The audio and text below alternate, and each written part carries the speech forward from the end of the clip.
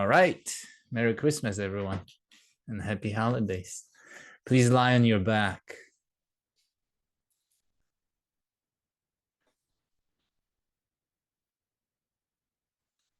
Let me put the screen bigger so I can see all of you. If you want to share this recorded screen so I could look at you, great. If you like privacy, keep the dark window.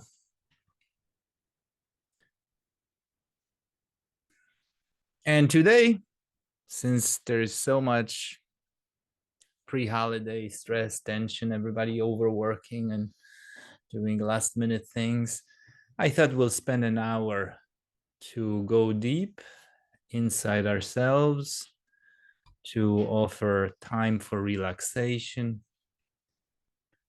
And we'll use breathing lesson for that. Notice first as you lying on your back,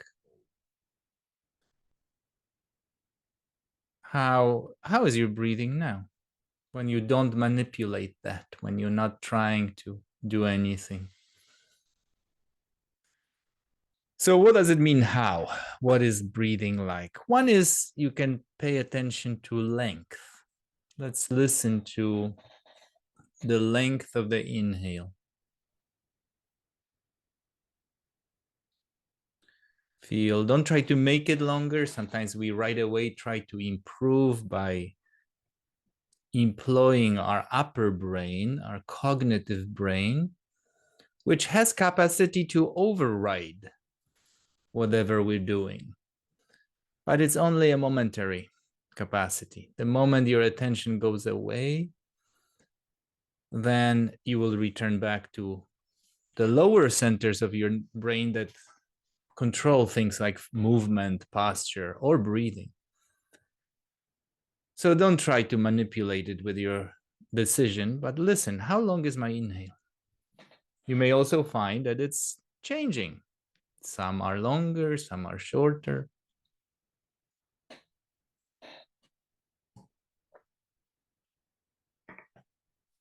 Then notice how long are your exhales. And count in breath and count out breath and sense how much longer. For most of us, exhalation in this position, in lying position, will be longer. For most of us, it's going to be a longer process. So how much longer is the exhale?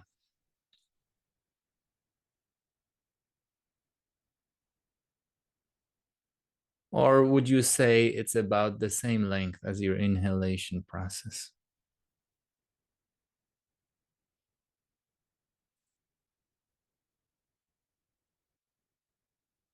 Then notice pauses. How long is the pause between in-breath and out-breath? Is there a pause or do you go instantaneously?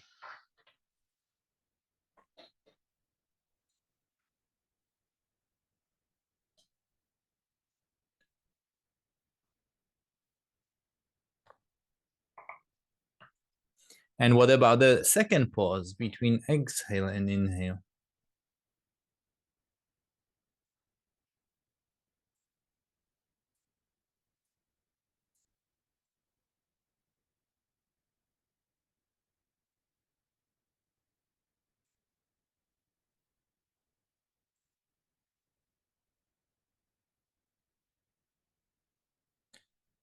Then, so this was about timing. You paid attention to timing of breath, the temporal organization, length, pauses, length of the pauses, duration of inhale, duration of exhale.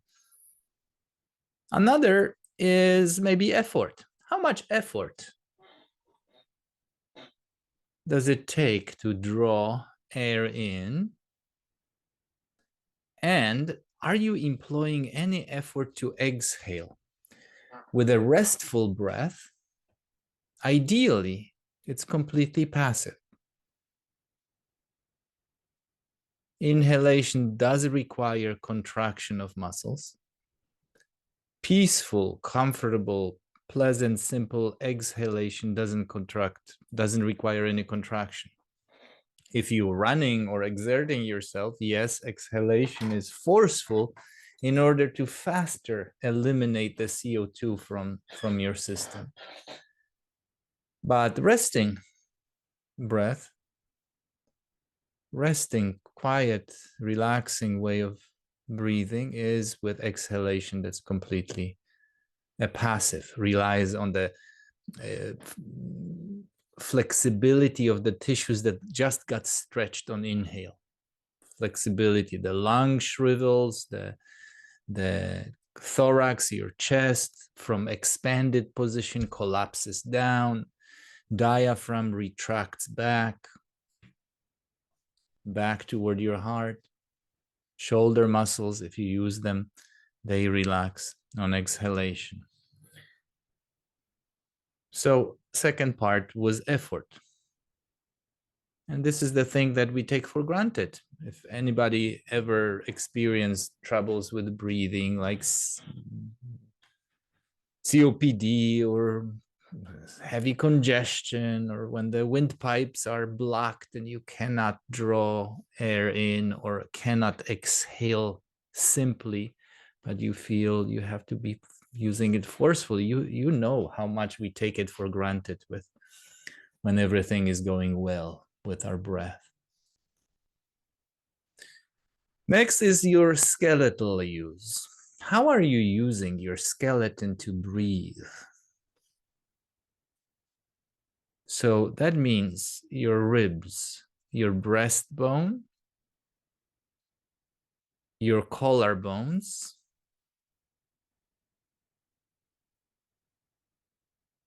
and your spine. So there are muscles between your ribs that when they contract, they create widening, enlarging the size of the thorax. Feel bony. Can you find any bones in your chest that move and cause inhalation? Often we think of it backwards. We think that the inhalation makes your chest bigger or heaves your shoulders or expands something, but it's not. It's the reversal. It's the movement of the bones and diaphragm that causes the breath to come in, not the other way around. Feel how lovely, how wonderful our system is designed that we don't feel that. We don't feel effort of contracting muscles, moving our chest in order to draw air in, to the point that it almost feels like it's the air that's coming in causes all these expansions. Wonderful stuff. Again, not to be taken for granted. What about your diaphragm? So diaphragm obviously is not a bone. It's a muscle that causes the floor of your lungs to move down. Your diaphragm is a funny muscle because in standing, when it relaxes, it lifts up. Most tissues, when they relax, they go down. If you relax your bicep, arms drop down. You relax your shoulder muscles that have been stressed and tense, holding your shoulders to your ears. When you relax, the shoulders drop. Our diaphragm, when it relaxes, it lifts back up. It's this dome shape all around your ribs, the lower ribs, into the lower back, your right flank, your left flank, the sides. Your diaphragm, when it's contracting, it pulls itself to your spine, downward, causing that floor to move down. It's almost like the floor of an elevator that goes down, or like a piston. Imagine piston inside your ribs, entire ribs, front, back, to the spine behind you. And even if your chest, if those muscles between your ribs didn't work, even if they didn't increase the size, the distances between ribs, That piston, by lowering down, like a syringe that pulls the liquid, the medication or whatever we put it inside there, it sucks the air in. Can you feel your diaphragm lowering, that floor of the lung to lower? Because you're lying on your back, it's likely that you feel mostly the action or effect, side effects of your diaphragm in the front of your body, in your belly, right? Most of us, when we lie on the back, we sense the movement in the belly, expanding, protruding. When you exhale, it sinks. And part of it is because there is liquid in your belly. The drinks that you had today, the food, the breakfast, or if you ate anything, all the liquids are pressing down on toward your back. Just imagine if you put a bottle on the side, all the liquid will go toward the side that's closer to the floor. So that's the same thing with you. The liquids are more toward your back. And therefore, there is more resistance for your diaphragm. The diaphragm, the syringe tries to, the piston goes down, but since there is a little bit more resistance in the back of you, the belly protrudes. Feel that. Now flip over, come lie on your stomach for a moment and see, we are turning the bottle 180 degrees.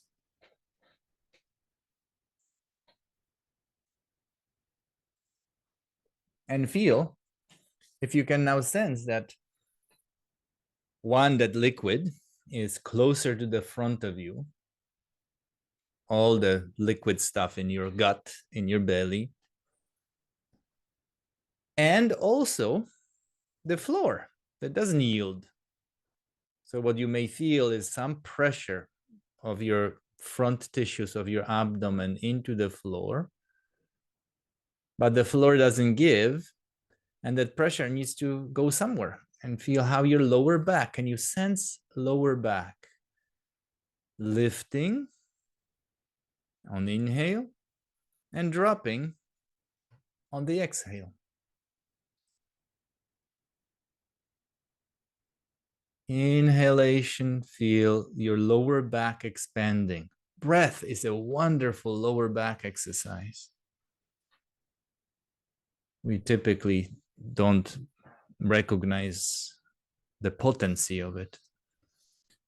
But listen, watch how your spine actually is moving constantly, kind of pulsing, rhythmically moving up toward the ceiling or back toward the ceiling and letting it hang like a hammock, returning to normal lordosis.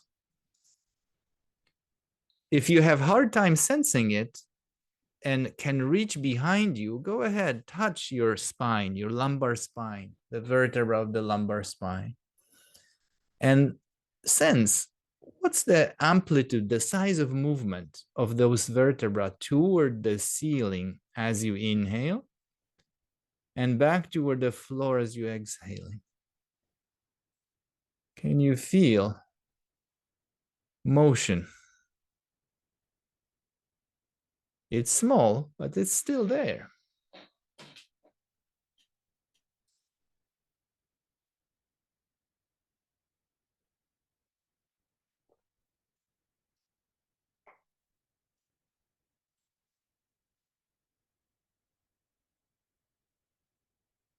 Come lie on your right side. Put something underneath your head or your arm or your pillow. And watch now when you're on your right side. It's okay if you start with the left, but we'll flip over to the other side in a moment. Unless you are uncomfortable lying on your side, then don't flip over. And listen to the movement again. Feel all the liquid tends to gravitate down toward your right side, toward the floor. Floor is not yielding. Each inhale, can you sense movements in the left ribs, in the left belly? Perhaps even with your left hand rested on the left flank, on the side of your torso, on the left waistline, and feel the distance between your pelvis and your ribs. Feel as you exhaling. Is it changing? Is it getting a little bit longer, wider?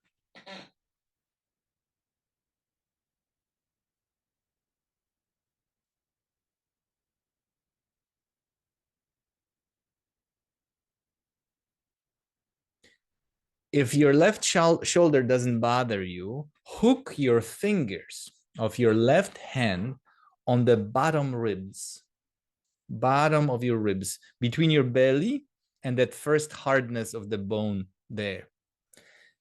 And now each time you anticipate or feel some sense inhalation, encourage your ribs to lift toward your armpit.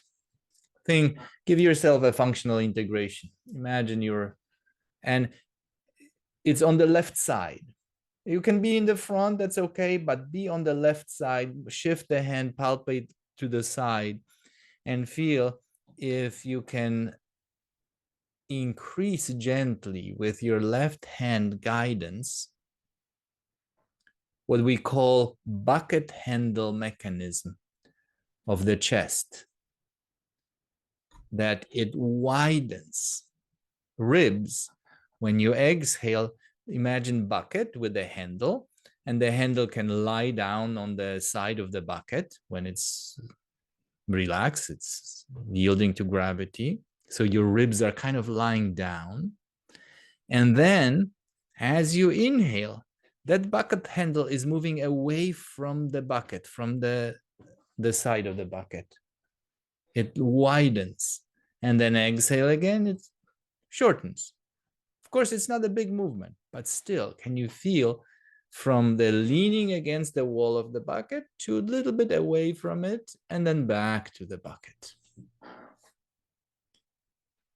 And with your left hand, if poking under your ribs is not comfortable, you can just lie your hand on the ribs and just slide the tissues a little bit upward toward your armpit every time you inhale. And letting the hand collapse down as you exhale, as the bucket handle lies next to the wall. Continue gently, widening.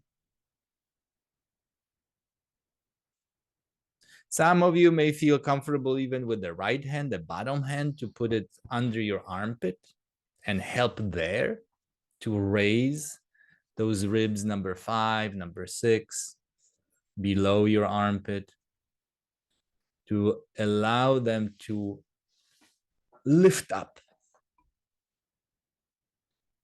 And exhaling, feel, do you have to fight yourself or can you do it lightly, simply? Are these ribs supple?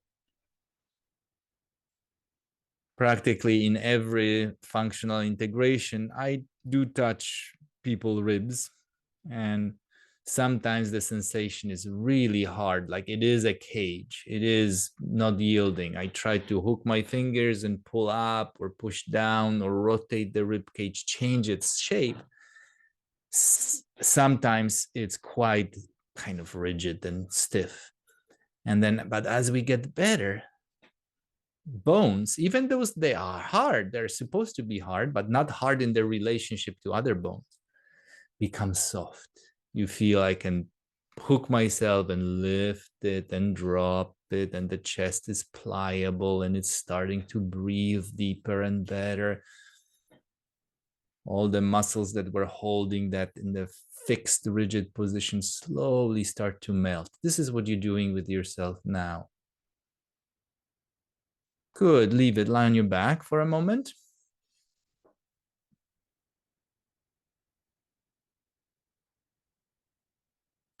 Sense how your left side of the chest is now. And compare that to the right side. Sense your waistline. Sense your armpit. Sense your belly on the left side.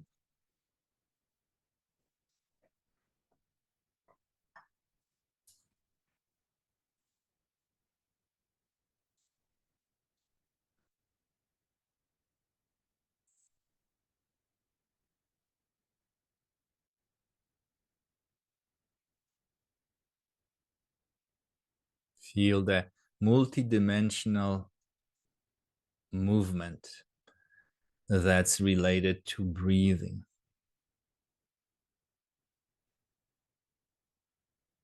And there are many strategies that we use, that we employ, and we might employ very likely different strategy in the upper chest or on the right side and on the left side and toward the back or toward the front.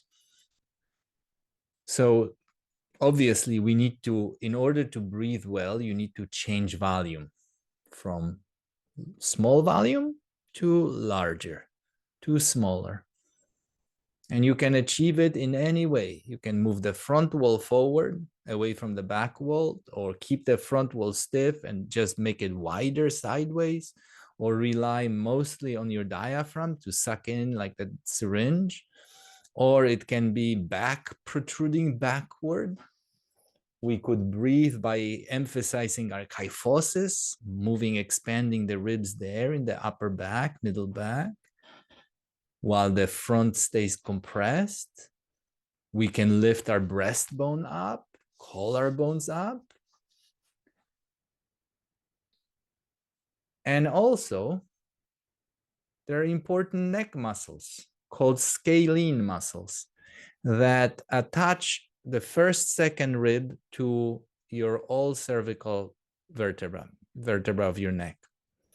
And basically, in well-organized breathing, those first, second ribs lift up simply, lightly, without force,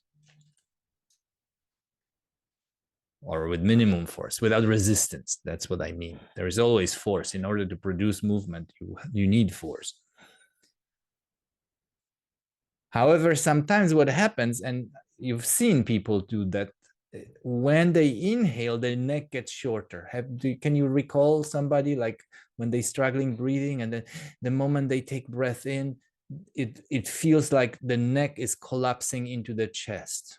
Sometimes it's one-sided. If one side is contracting harder than the other, person is tilting the head. But sometimes shoulders lift up, but the head gets shorter, kind of like jammed in. If you imagine like me pushing on somebody's head into the chest.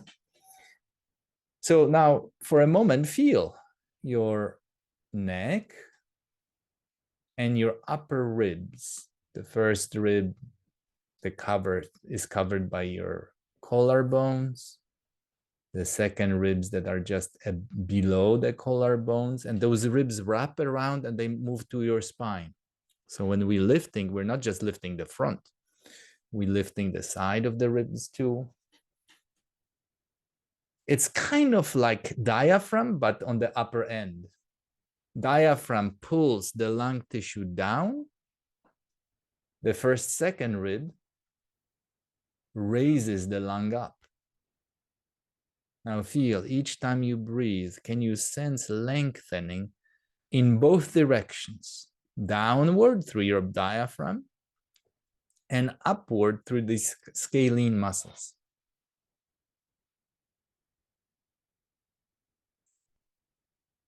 My personal experience of this is that when I feel that nice harmony between the diaphragm and the scalene muscles, the feeling is just this gorgeous breath, like breath of relief, like, that feels so good. I feel so light. I feel so simple, nice and easy, at ease. As opposed to kind of, I hold burden of the world on my shoulders and everything is so compressed and every breath is a struggle.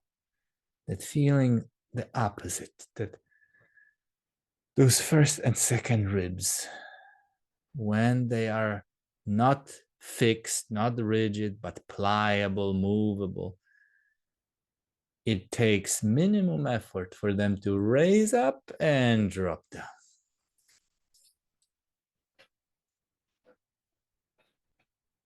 Now come lie on your other side, on your left side.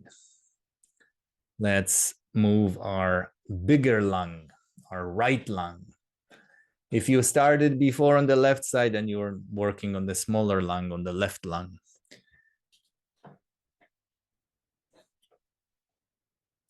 And we go again with that image of the liquid, of the content of your belly that tends to gravitate toward the left side. And I understand that, of course, that pathways, the intestines are so wrapped around. You must have seen the anatomy pictures of these tubes that are all the bends, the turns of the different parts of the upper intestine, lower, larger intestine, smaller one. But still, even within the intestines that are on your right side, the liquid will lean toward the left side, toward the left wall of that intestine. And feel in your breath, how is this position manifested in the change in the shape of the breath, shape of your body, that's breathing apparatus. You see, each time we change position, you are learning by paying attention, by creating a small, tiny difference in your experience. You're already learning. We typically don't think of this as learning. We think of like, what did you learn so far? And you will say like, learn? What do you mean learn? I was just breathing and doing nothing. I didn't learn anything. But by creating conditions and paying attention, new awareness can be created, new experience. And what we want to do is just create one environment, another environment, so your brain can start to compare. Oh, that feels different than when I was on the other side, or when I was on the stomach. Something else was highlighted. And then when I was on my back, and when I was thinking of my diaphragm and picturing syringe, the piston, or when I was thinking of the shrugging shoulders, or shrugging, not shoulders, but ribs, actually, lifting ribs. That's a different experience. And when you were thinking of the bucket handle on your left side, that was one experience. Now feel, what is this experience teaching you or creating environment for some kind of experience? Now, assist it with your right hand. Place your right hand on the right waistline first. And don't even hook your fingers yet. Just sense with your right palm. Palpate and examine. In breath, out breath. In breath, out breath. Can you feel movement there? Can you feel expansion? Can you feel the distance between your lower ribs and your pelvis increasing and decreasing?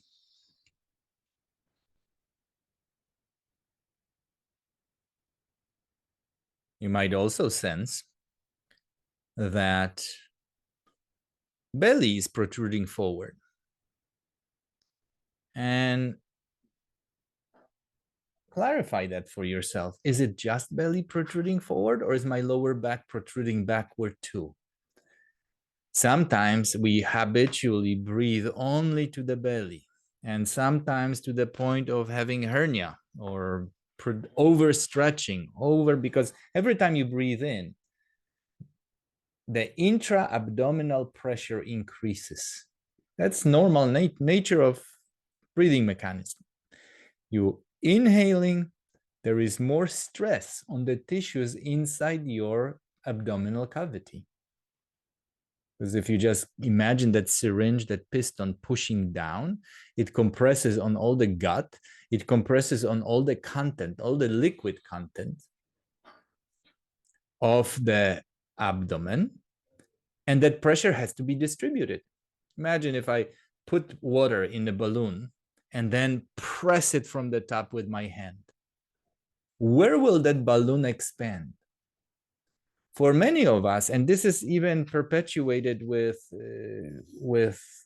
many of us who teach breathing, that belly breathing is good. And yes, it is. But if you only breathe through the belly and your lower back is like a wall that won't move and doesn't protrude backward, I have a problem with that. This is not a good breathing. The intra-abdominal pressure is not managed well, and it will show itself in weakening abdominal structure, weakening somebody's pelvic floor that is compressed and starts to prolapse, or difficulty with the incontinence, stress incontinence, or all sorts, or hernias, right? You have pressure, intra-abdominal pressure, and that pressure is leaning on the walls, and it's always going to protrude the wall that is weakest.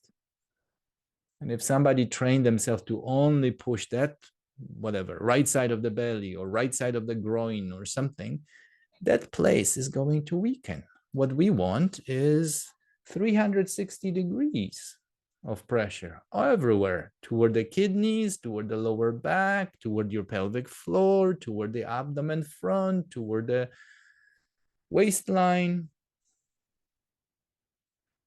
Now help with your hands with that bucket handle. Hook your fingers on the ribs, or if you don't like the hooking, you can put maybe your bottom left hand, like wrap it around yourself, hugging yourself, and very gently with each inhale, lift your right ribs toward your armpit.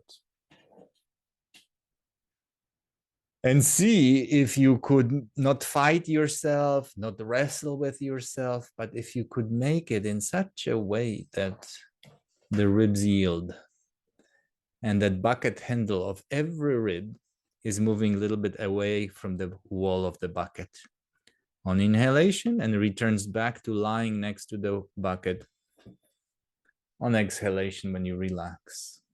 And you can go rib by rib, move your attention, find 2, 3, 4 ribs where you could, with each in-breath, highlight different rib. This way, breathing can be a wonderful anti-scoliotic exercise. Because with scoliosis too, the habit is such that some ribs will be always in the permanent expansion. And that permanent expansion is also not good for our breathing, because how can you draw more air there? It's already fully expanded.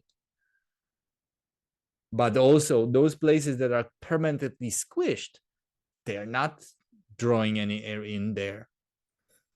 So what we want is that pulsing, that kind of full expansion from widening spaces to collapsing and narrowing the spaces, and expanding and narrowing.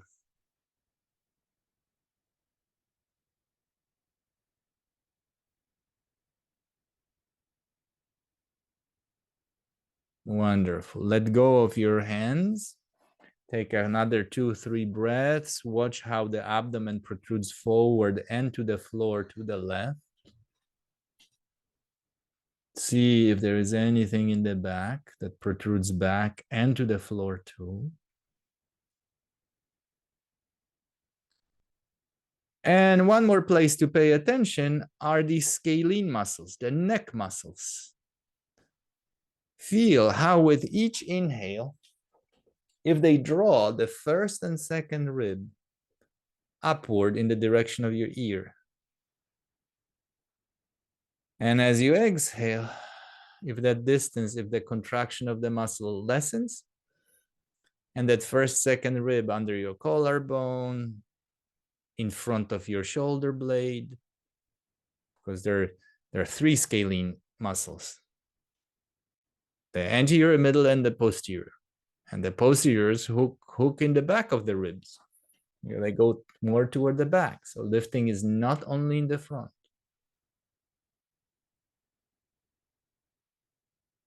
Yeah, I like it, David. Put your maybe everybody could do. Put your hand on the collarbone and palpate that rib right above the collarbone. There is the little hard place. If you touch your collarbone, your right collarbone, and slide your fingers a little bit above and push downward in the direction of your lung, you will feel hardness. And that hardness is your first rib. And now go for a ride with each inhale. Can you feel this rib moving ever so slightly? It's not going to be 2 inches of movement. It will be less than a millimeter. But still, that millimeter translates into huge expansion inside your lung.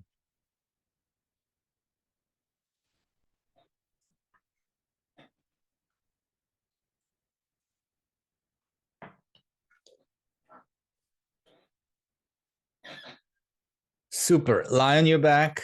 See if anything feels different on the right side comparing to the left.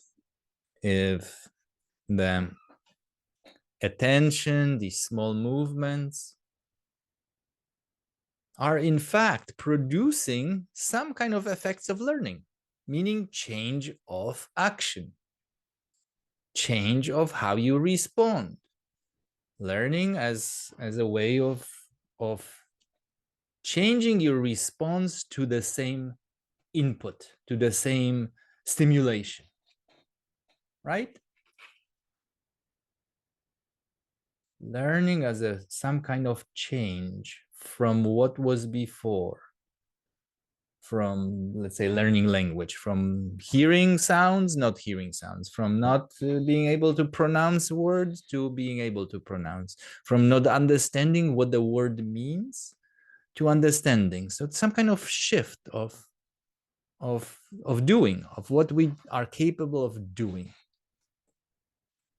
Learning to ski is you fall less, or you have more pleasure, or you are more in charge of balance. Learning to breathe, what does it mean? Learning to breathe.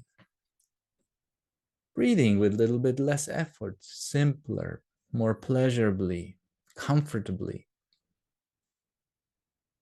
See if so far with the 30 some minutes of practice, if you've learned something.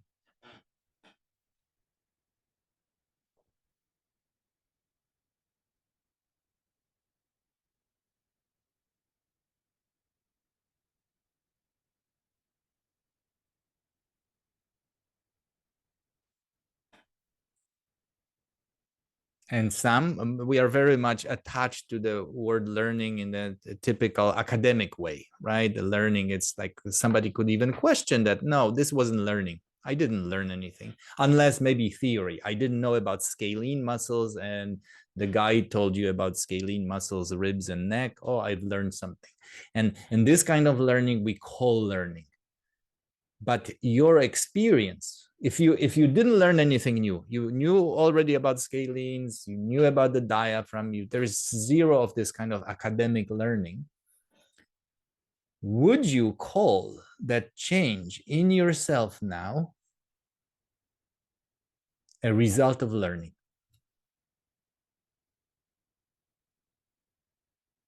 Or would you call it something different, just coincidental increase of comfort, or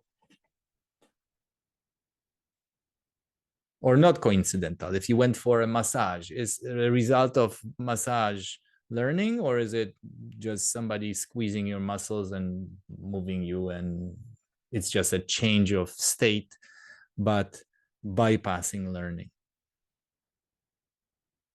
Good. Now please bend both of your knees. Let's see if we can learn to orchestrate movement of our abdominals and movement of the diaphragm. First, watch with your knees bent how your belly is expanding and collapsing, how your flanks are spreading to the side, how the accordion of the ribs under the arms, armpits, expands and collapses, how the ribs move toward your neck and away from the neck, whether the lower back is flattening on inhalation and returning on exhalation, whether your breastbone is moving.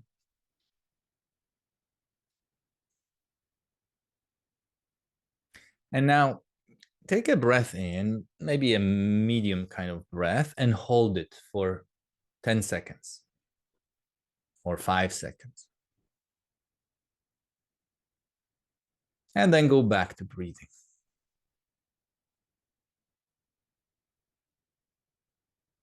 And then let's repeat again. Inhale and hold it for whatever, 3 seconds, 4 seconds, whatever is simple. Don't try to challenge yourself and hold as long as you can. No reason to do that. Feel, how do you hold breath? It's kind of funny story. Is it active or is it passive?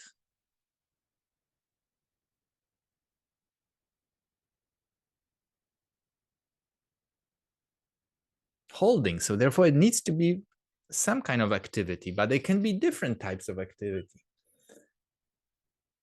It could be through sealing tissues, contracting tissues that, like imagine a balloon. I pump the balloon, I put air in it, and then I pinch it. If I pinch on the close to the hole where I was pumping, the balloon stays open. If I spread my fingers, the air goes out.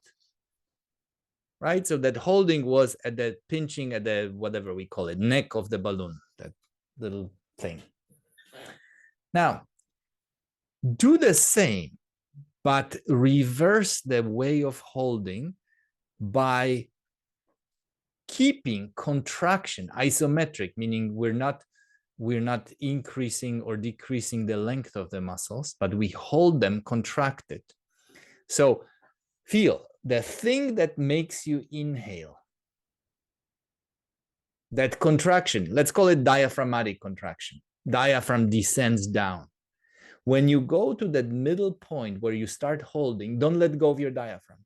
Keep contracting it, but don't move it any further. In other words, initially, the diaphragm is contracting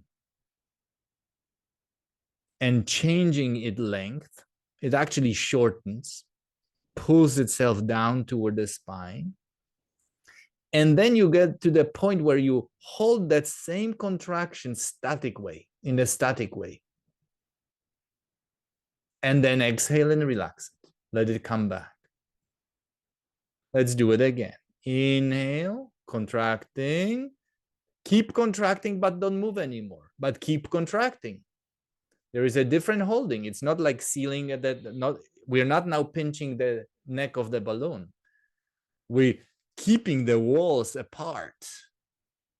And therefore, there is no air escaping. Now, switch back to holding it differently. Inhale middle size and then relax your diaphragm, but still hold the breath. Maybe hold it in the throat or pinch it in the throat like the neck of the balloon.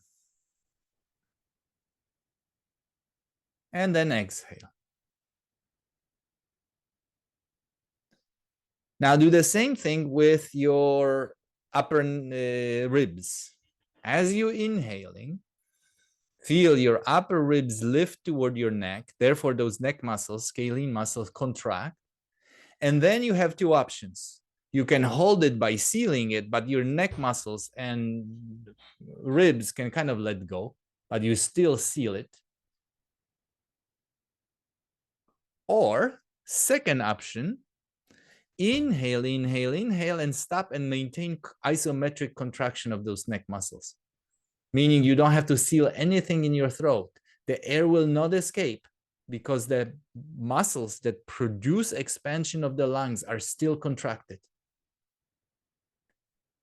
Can you feel the difference in this type of holding breath? You're becoming more aware of what makes you inhale by holding it like this. Now alternate. One in breath, stop and hold just by sealing and feel something will collapse, but the air doesn't escape because you sealed it. Exhale, relax. Second time, inhale, inhale, inhale. Isometric, maintain contraction. Hold it by holding the contraction of muscles that breathe in, not by anything else, not by sealing the neck of balloon. If that image works for you, if you understand what I'm saying.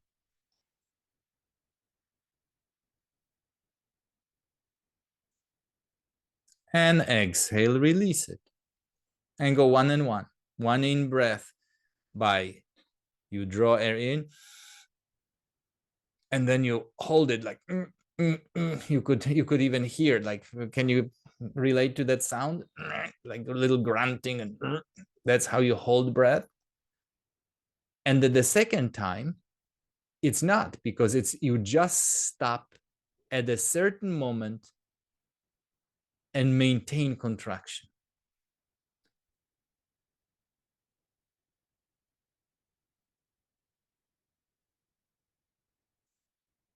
It's kind of like you have a choice.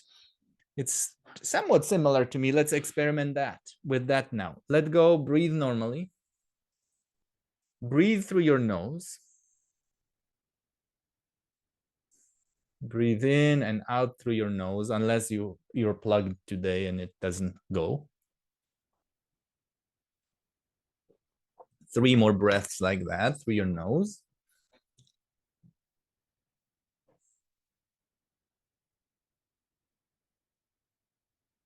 And now switch 3 breaths through your mouth.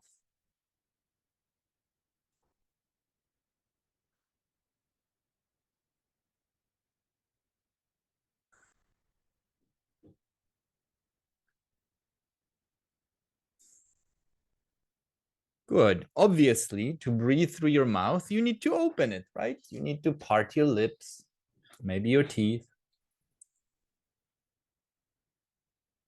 But it's a funny story, because you could have your mouth open and still breathe through your nose. Go ahead and try that. Have mouth open and still breathe through your nose. Some people have sleep apnea or snore. And the typical equation is, oh, because my mouth opens.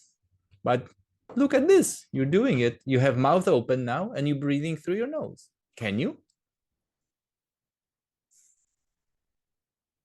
So mouth open is not the determinant or sole determinant of whether you're going to draw the air through your mouth or nose. Now keep your mouth open and shift it to mouth breathing.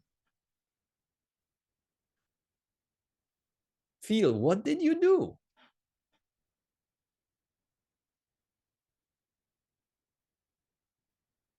Switch back to nose breathing without changing anything about your mouth. Mouth remains open.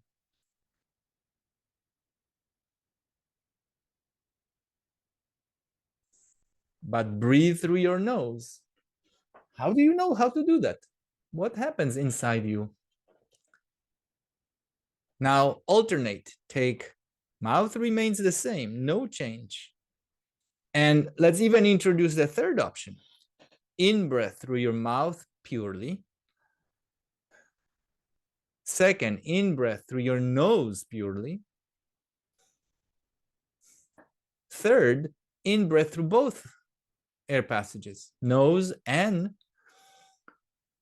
Can you do that? Can you breathe through your nose and mouth? Funny sort of stuff. We typically don't think of these things.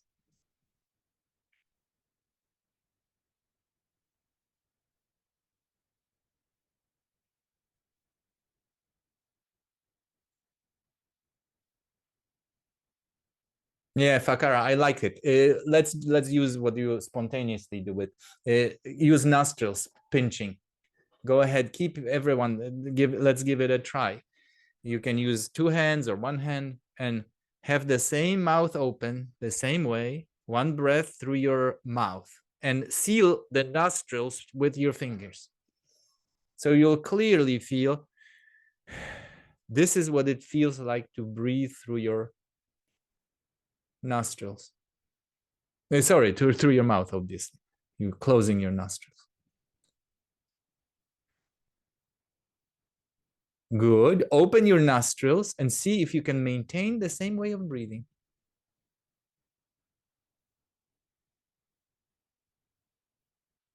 Oh, David is creating and creative. And now put your hand over your mouth. Mouth is open, but you seal it with your palm. And feel what it feels like to breathe purely through your nostrils.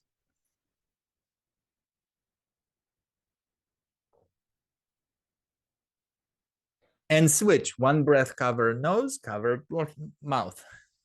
Don't cover mouth and speak because that's difficult.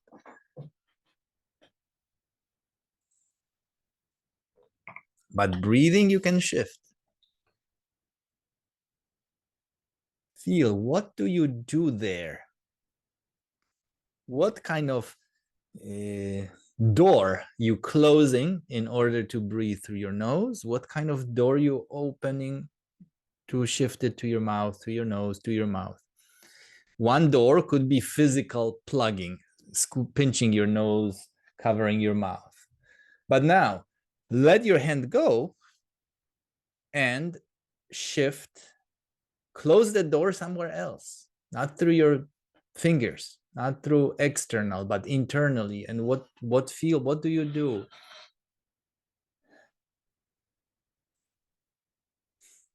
That the mouth can be open and you still don't breathe through your mouth.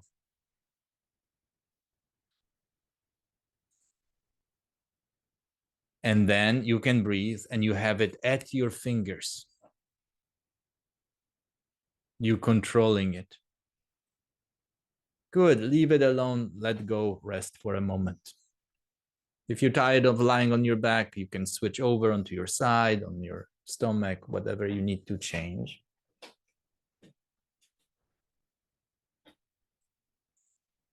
Now let's activate our diaphragm and abdominals or work on the harmony between them. Let's go back to holding breath. Inhale, medium size. Hold your breath and recognize what strategy you're using to hold breath. That sealing or that isometric state of contraction of the muscles that draw the air in. And then exhale. Next, as you breathe in, hold breath. And when you're holding your breath, pull your belly in. Better to do it with knees bent and feet shoulder width apart. While you're holding breath, pull your belly in, relax your belly. Pull your belly in, relax your belly. See, can you not exhale any air while you're sucking your belly in and pushing, maybe not pushing the belly out, but relaxing the belly? First, let's do it easier.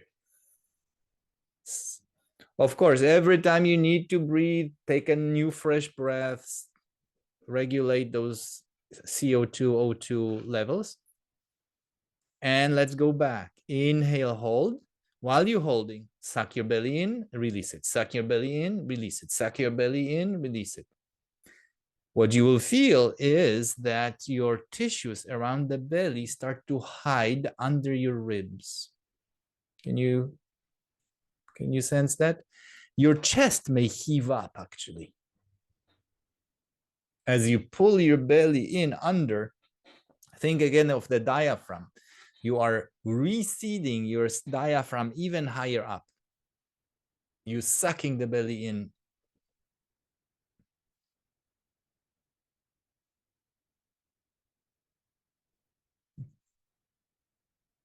Good. Place your fingers all around your belly, on the front, and feel, could you suck your belly in such a way that you will be so skinny? You will be so skinny that belly is practically almost touching your spine. and hides itself under the arc of the ribs.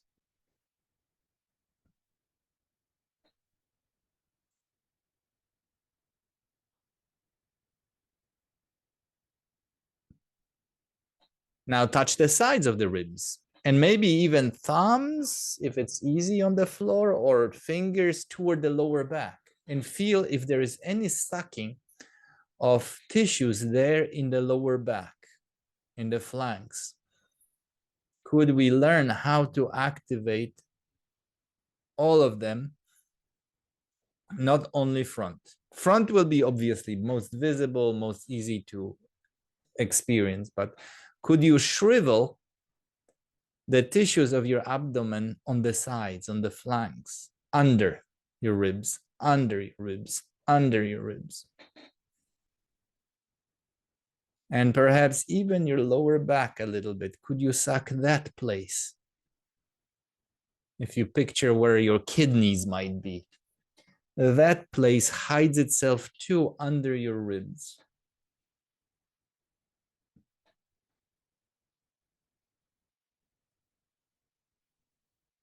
Good. Now, contract your diaphragm by pushing your belly out. Take a breath in, hold it, and then make your belly swell. Make the belly, flanks, and also lower back. Here's the important that we don't only push forward. It's not only forward. The pressure management is that we could move it all around.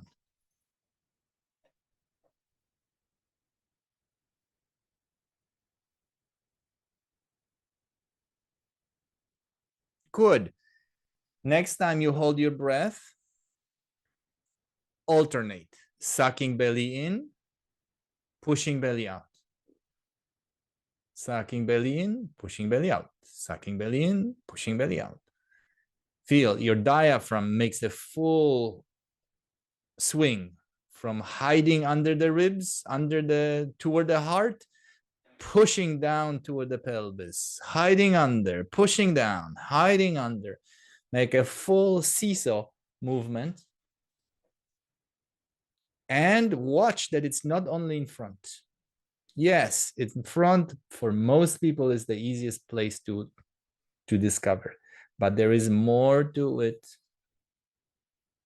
The sides, even the lower back could shrivel underneath, push out, expanding, getting wider, getting more narrow, wider, narrow, wider. Good, rest a moment.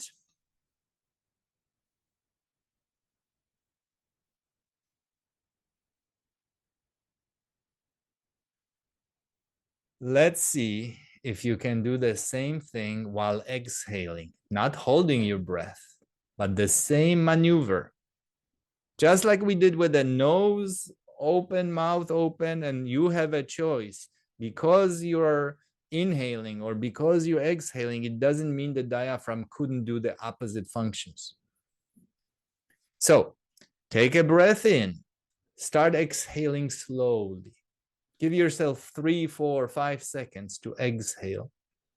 And while you're exhaling, suck your belly in, push it out, suck it in, push it out. If you're completely lost and don't know what you're doing, start with one thing, meaning maybe just pushing belly out and releasing, pushing belly out and releasing, pushing the belly out and releasing, all during this one continuous exhalation.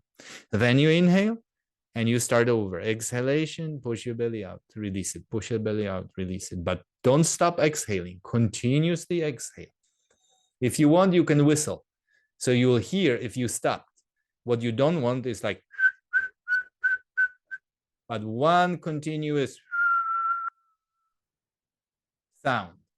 If you don't know how to whistle, you can hiss, doesn't matter. You can make some sound or you can talk and you're not stopping your speech. You're not stopping your hiss.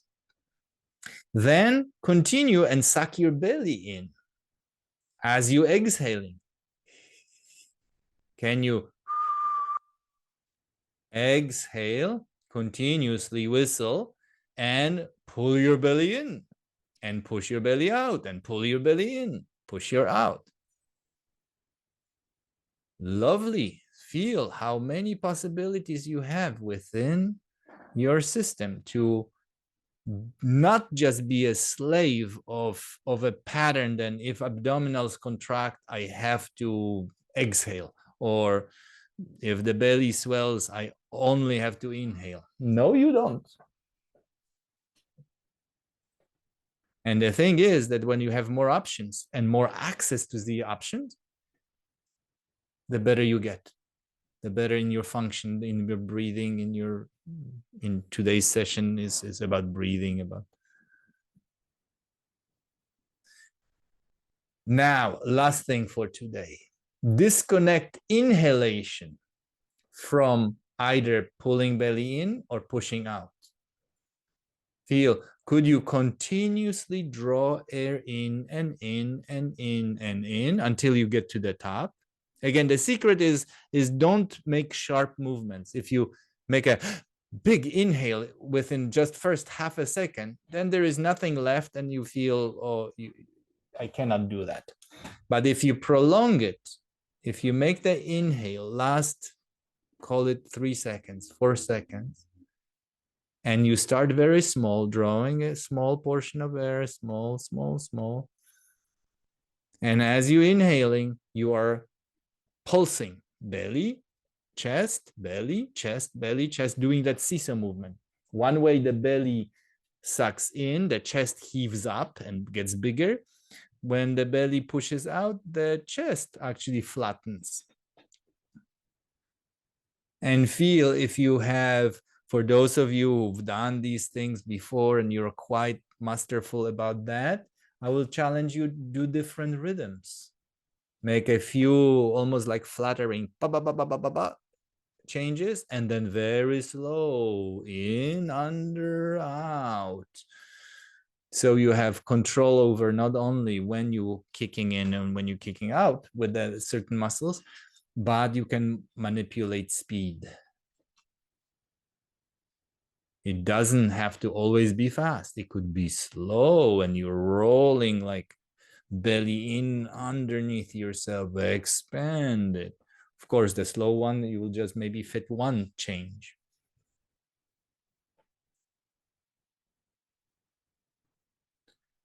For those of you who struggle with that, I would say first start with holding and only one part, let's say sucking belly in, then second part, pushing belly out, before you start alternating that seesaw, belly in. Then try to do the same thing, one part, sucking belly in while you're inhaling.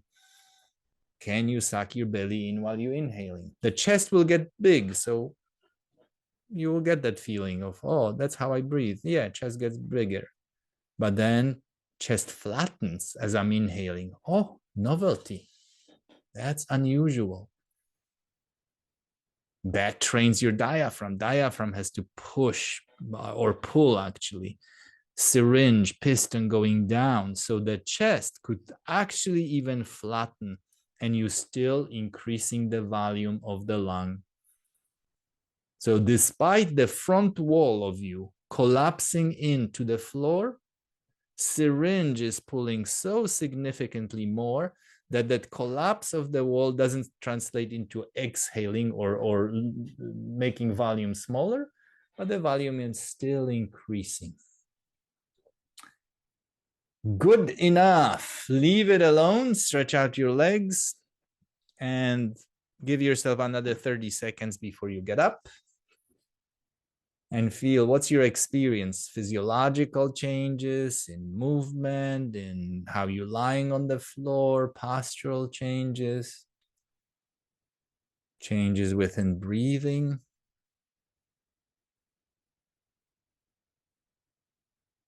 Changes in your understanding, your body image of breathing. Maybe some theoretical knowledge that you gain, something that you never thought of or never heard before. What about your mood, your state of mind? Did this breathing practice alter your holiday mood?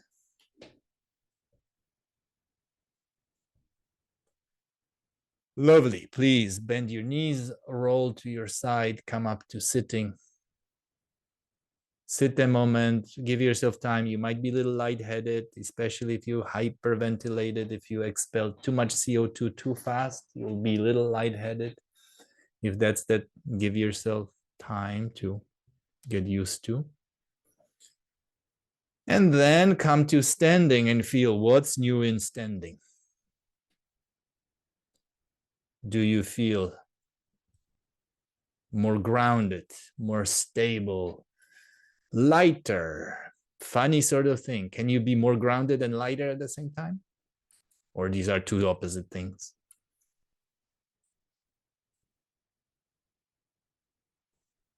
Feel if something is different in you and if you enjoy that. I surely enjoy working with all of you. I want to thank you. I want to wish you, of course, the best wishes to you and your loved ones for your holidays, whatever you celebrate, or if you don't, it doesn't matter. You should celebrate yourself and your loved ones always. And we see each other next week on Tuesday.